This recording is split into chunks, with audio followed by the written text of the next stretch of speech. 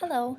So the strategy that I have is multiple intelligences, and this is a theory of human intelligence, and it was created by Howard Gardner in his book Frames of the Mind in 1983. So it's basically the idea that we as humans cannot be scored off of one simple scored like an IQ test. It should be a combination of these 8 intelligences. And it poses the idea that every person has intelligence to some degree. And these eight intelligences, the 8th one was added in 1999. So there was originally just 7, but it's linguistic, musical, logical mathematical, spatial, bodily kinesthetic, interpersonal, and intrapersonal. And then again, naturalistic was added in 1999. So to start off, linguistic and musical intelligences were said to be language related because they both had to do with auditory and oral functions. And musical intelligence includes the ability to perceive variations of rhythm and pitch and melody.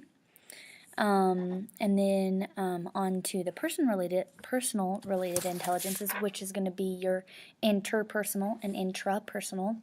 So intrapersonal is identified with self-knowledge, self-understanding, and the ability to discern one's strengths and weaknesses as means of guiding one's actions. And then interpersonal is manifested in the ability to understand, perceive, and appreciate the feelings of others and moods of others. It's very empathetic. People that have high interpersonal intelligences normally can work well with others, communicate effectively, and also motivate others. So then there's 4 object-related intelligences, which is going to be your logical mathematical, bodily kinesthetic, naturalistic, and spatial. And these are stimulated and engaged by the concrete objects one encounters and experiences one has. So those objects could include physical features of the environment, such as plants or animals. They could be concrete things, and abstractions or numbers that are used to organize in the environment. Those who have high logical mathematical intelligence are able to perceive patterns, follow commands, a series of commands, solve mathematical calculations, generate categories and classifications, and apply those skills to everyday use. On to bodily kinesthetic. This intelligence has manifested into a physical development, athletic ability, manual dexterity, and the understanding of physical wellness. Next is spatial intelligences, and according to Gardner, this manifested in at least 3 different ways. One being the ability to perceive an object in the spatial realm accurately, and then second, the ability to represent one's ideas in 2-dimensional or 3-dimensional form. 3 is the ability to maneuver an object through space by imagining it rotated or by seeing it from various different perspectives.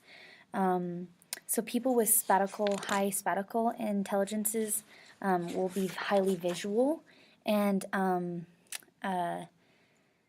they create mental representations of their realities. Next is our last one, which is naturalistic, which was again added in 1999. And it's an intelligence it was a later addition again, and it includes the ability to recognize plants and animals and other parts of natural environment, as well as to see these patterns in organizational structures found in nature. So these different intelligences can be used also as a parent. From Keegan's reference, as a parent, it said that you're an engineer of many of your children's learning experiences. So different ways to enrich your household that apply to these 8 different intelligences. So verbal and linguistic could be bookshelves. So one of the children's favorite activities could be reading. Television, which seems odd, but it could be a good thing in moderation with verbal and linguistic. And then writing supplies. Always encouraging your a healthy supply or a healthy time amount to, just experience with writing supplies with pencils, papers, and crayons. Also, another way to enrich your household with logical, mathematical would be computer use, allowing them to be able to use calculators and computers and just experience that type of simple learning games on those. Visual spatial would be arts and crafts supplies, painting supplies, illustrating and drawing software, which could be again on the computer. Musical and rhythmic could be a music player, so a DVD player, an iPod, anything that they can use to match pitch. Instruments are wonderful. And then a karaoke machine, or also like if they're into guitar, you could use a pitch machine because they're able to hear the different pitch, melody, and be able to match those. Bodily kinesthetic would be a costume closet. They just get to explore and dress up. Sporting equipment, so this could include anything, fun with physical activities. This could be outdoor things such as hunting, like bows. This could be balls, just a soccer ball, a football, anything to help with hand-eye coordination and fine motor equipment. So this could be like knitting and tying and sewing and keyboarding and weaving, things like that. Naturalist could be like a fish tank because they get to observe their fish. Pets, they get to care for their pets. They get to pick up after their pets. They get to see animal behavior and then compare it to their own behavior. A garden, because again they get to watch the garden grow, and they can look for easy ways to have that natural environment. Interpersonal could be a phone, a computer, games, any kind of play area.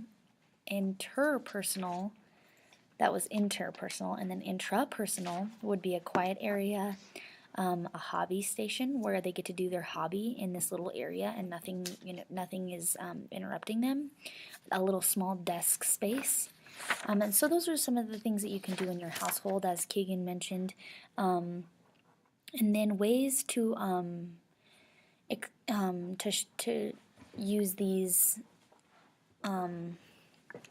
in different ways that you can apply these 8 intelligences and this whole theory into your classroom are pretty easy. You can do it in terms of the way that you explain to your students. So the way that you're going to teach one day could be bodily kinesthetic.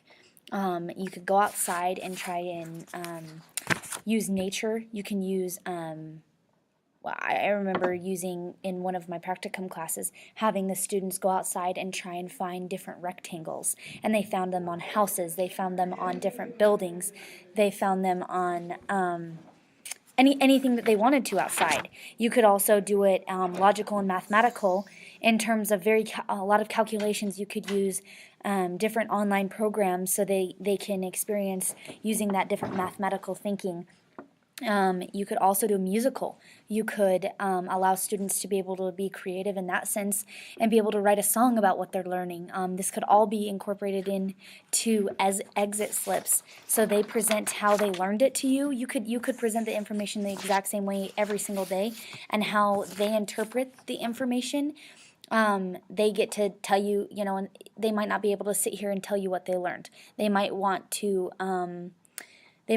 express to you in a different way of how they learned it or how they connected it, and it could be in a very vocal type of way. It could be in a very empathetic type of way, intrapersonal, interpersonal, anything that allows them to be able to connect the information in the best way that they can, because the way that I learn, the way that they learn, the way that their other peers learn is all going to be different, because there's 8 different intelligences.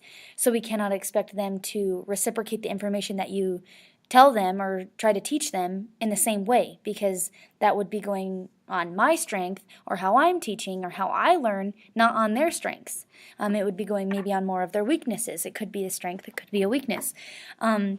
So you can use observing and just do anecdotal records, and in general, after their exit slip, say, they really understood this or they really didn't, whatever you're trying to teach them, which again could go back to the 8 different intelligences. They could really understand a musical, creative, out of the box sort of thinking, or they could more understand how their body works and the way that it functions, or logical or mathematical. So anything that they connect to, you can just do an observation with anecdotal notes. This is what I observed in class. This is how I know they got it. This is how I know they don't have it.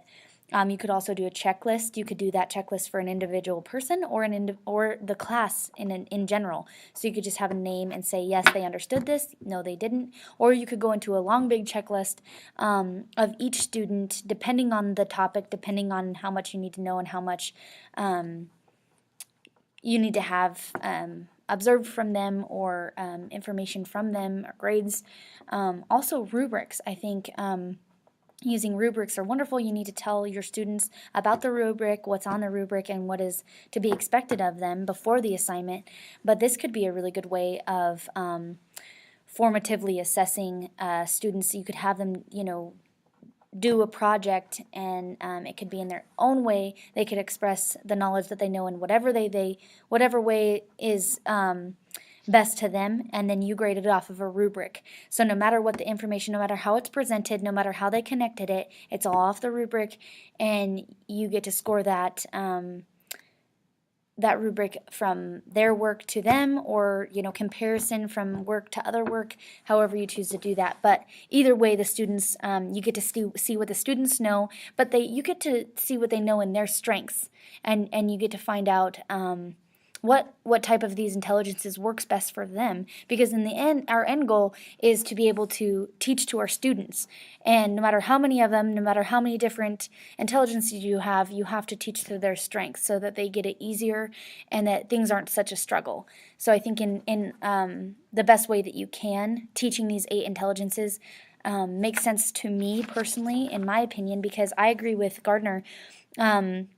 It was stated that an individual's cognitive capacity cannot be represented adequately in a single measurement such as an IQ score.